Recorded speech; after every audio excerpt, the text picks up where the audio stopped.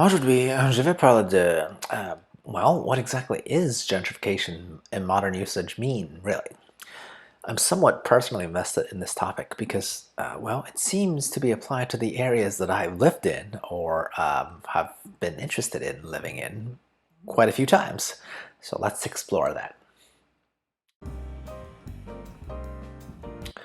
Hey, XenPuck here. So I've lived in quite a few cities on the East Coast, West Coast, Gulf Coast, and now more interior part in the central part of the USA.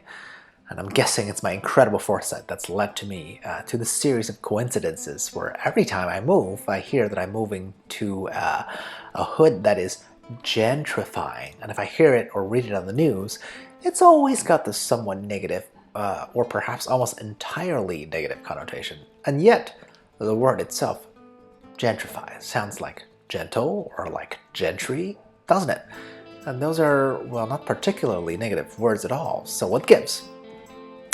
I'll link a few articles in the description below, one on signs your hood is gentrifying, which sounds neutral to positive, and another one on the negative impacts of gentrification, which like to points to the negative aspects, right? And then I'm gonna make my own call. Okay, so point of awareness. Let's go with the good signs first, right? I'll just list the 7 signs because I can make my own decisions based on them without reading the analysis of the actual article, right? So this article states better roads, better apartment buildings, higher property prices, more diverse population, more coffee shops, more galleries, and easier access to Uber Lyft as the 7 signs of gentrification, right? Well, I mean, I feel like most of these are clearly pretty easy to get behind, right? I'd call the second point, how landlords may be refurbishing old apartment buildings into better and more expensive units, as sort of a neutral point. But the rest, I mean, who would possibly not want better roads or more diversity and all that jazz, right? I mean, coffee shops and galleries are attractive to a certain subset of the population, I would guess, right? But still, I agree with this assessment. First comes the galleries, then comes the eventual higher real estate prices. And even the Uber Lyft thing makes sense, right? After all, it's people who live in relatively nicer neighborhoods who can be riding around in rideshares much more often. Though that last bit, higher availability of Uber Lyft, to me, is not something that I can personally attest to. That's because I've always lived in fairly sizable cities and I've always had great access to rideshare options no matter where I am in a city, right? So I have to say, so far, what this article calls simply signs, all leans towards positive signs. And every single item simply are a sign that the neighborhood is just improving, right? And who wouldn't want the place that they live in to get better, right? Right.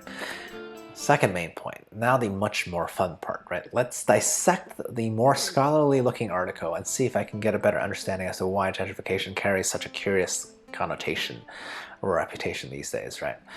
And their main points are simply these. Okay, this is a direct quote. Forced displacement, fostering of discriminatory behavior by people in power, and a focus on spaces that exclude low-income individuals and people of color. Okay, really, I think all 3 of these really just kind of comes together as one big point, right? And it just boils down to some members of the original neighborhood are being forced out of the neighborhood, and they usually end up being poor people of color, right? I'm immediately gonna ignore the POC moniker because no news source has ever been able to define what the heck a POC is to me, or whether I, as an Asian American, even counts as one, so irrelevant. That's a topic for another day, and I actually make jokes about how Asian Americans are more like people of invisibility rather than people of color. Womp womp. I also ignore the second direct quote, which is like how people in power discriminate towards somebody. Very ambiguous, right? It seems like an incredibly obvious statement to me because unless one lives in an idealized world, the people in power will always prefer one group over another, right? And usually they prefer people like themselves, like all human beings, right? That's just reality, right? Now back to the main point. Are some people displaced? Absolutely, because that's the nature of change in any city or neighborhood, right? Gentrification implies a change in the economic circumstances of a region, and in order for the relatively richer folks to move in, some comparatively poorer person has to move out, most likely. That's assuming equal availability of housing, right? Like the static availability, maybe I should say. The problem here, of course, is that housing supply increases much, much more slowly than the number of people who want to move into any particular urban area. Looking at you, awful liberal zoning policymakers of any town, USA, okay? So with ostensibly liberal housing policies like rent control in place, artificially limiting housing supply, that's actually why poorer people get displaced when richer people want to move in. Now, is that a problem? Absolutely. But it's not a problem of the new group who wants to move in, nor the poorer people who can no longer afford their old neighborhoods, right? To me, the villain here should be very clear.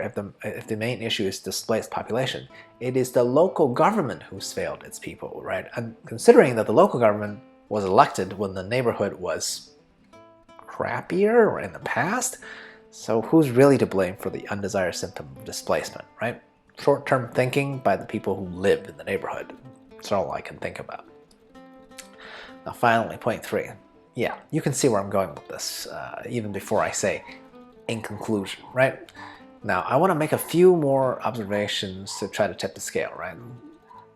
Such as, this is a free country with freedom of movement.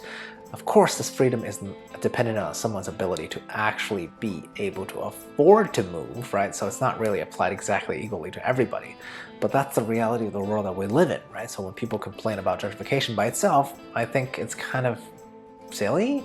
Again, I don't have a problem if you have a problem with capitalism in general, right? But gentrification is just a tiny sliver of symptom of the system of economics that we live in, right? So when richer folks want to move into formerly ethnic neighborhoods, that'll happen because they are the ones that can afford it, and the local people, relatively speaking, won't be able to, right? There's actually a natural counter, by the way, to the homogenization effects of gentrification, which is that the creative upper middle class that usually tend to drive gentrification efforts around the country, why were they interested in the ethnic hoods? It's for their authenticity, right? So a total takeover is actually never the desired result, right?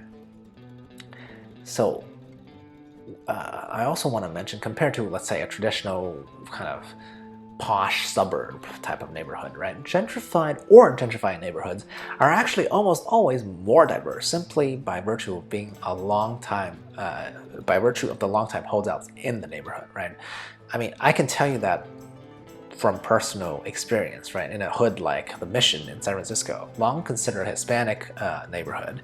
At this point, it's definitely crawling with techies, but it's crawling with techies who've been operating in hoods whose original characteristics are on full display, right? I mean, this is a neighborhood that has an unending amount of taquerias, right? And so why isn't more diversity celebrated, even if it's being gentrified or in the process of? Look, at the end of the day, since I'm most passionate about the subject is personal finance, right? I also want to add, this is why it's worth more to simply invest in the area that you live in, right? If you're relatively poor, or you definitely count yourself as part of the POC designation, and you want to avoid being displaced, well, the path is very simple. It's just called homeownership, right? You buy your house back when it was cheap, then you can ride on the wave of gentrification to new and better heights, right? That's how to make the system work for you, isn't it? Am I off my rockers? If you think so, I welcome comments of all ilks, and of course, your likes and subs and all that social media nonsense. Okay? Cheers. À la prochaine.